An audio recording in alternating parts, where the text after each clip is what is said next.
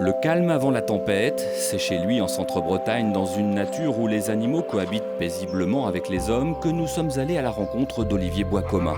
Il faut dire que ce week-end, c'est une toute autre ambiance qui attend le dessinateur costarmoricain, puisqu'il sera présent au festival Quai des Bulles pour présenter sa dernière œuvre. Dans Dracon, le grimoire glouton, c'est le premier tome d'une série écrite par le scénariste à succès Christophe Arleston, créateur notamment de l'Enfeust. L'album est sorti en septembre, mais dans son atelier, Boiscommun travaille déjà sur les pages du deuxième épisode.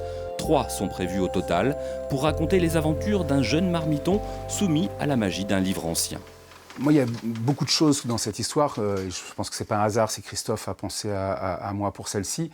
Il y a beaucoup de choses dans cette histoire dans lesquelles je me retrouve, où je retrouve des éléments que j'ai déjà traités dans différents univers déjà réalisés. L'histoire du grimoire, d'un grimoire comme ça, magique. La mise en scène de jeunes enfants, encore une fois appelés à évoluer. Les univers fantastiques, les personnages anthropomorphes. Bon, il y a beaucoup de choses dans les transformations, beaucoup de choses dans lesquelles je me retrouve. Et en même temps, des choses très nouvelles qui m'ont motivé aussi pour développer cette histoire avec Christophe.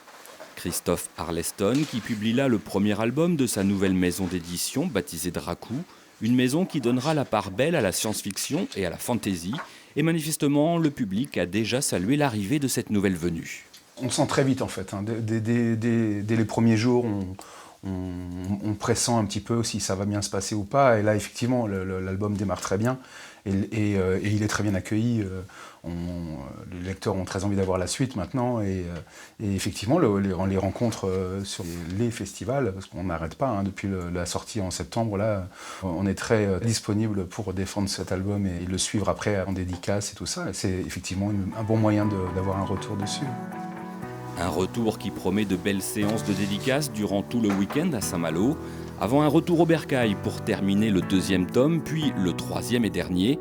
D'ici la fin de l'année prochaine, l'histoire sera en effet complète, de quoi ne pas laisser le lecteur sur sa faim.